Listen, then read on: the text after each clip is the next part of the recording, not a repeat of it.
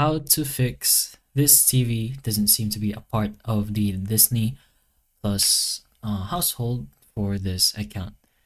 So to do this or to fix this, you can just directly choose these options over here because Disney Plus or your account thinks your device or whatever device you're using isn't a part of the account. So it's very simple. Just go ahead and either choose the update household or the I'm away from home option.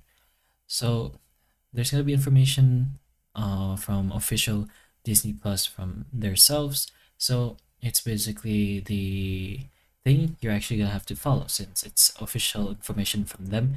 So basically how you set up or update your household if you choose this option in the left over here.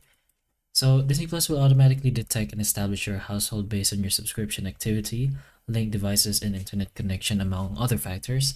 So if your TV connects devices are used outside the household, you may see a message about devices not being in the household.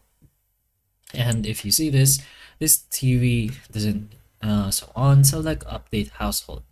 So to update your current location as your new household, a one-time passcode will be sent to the email address on the account to confirm this update.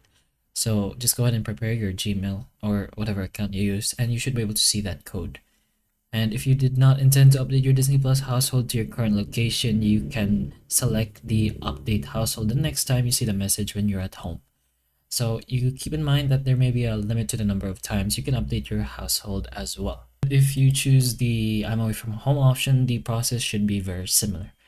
Anyways, if you want to know how you connect a device to your household, set up your new device by simply logging into your Disney Plus and watching from home. Once logged in, your device will be linked to your Disney Plus subscription, and by connecting to your home internet and streaming, your device will be recognized as part of your household.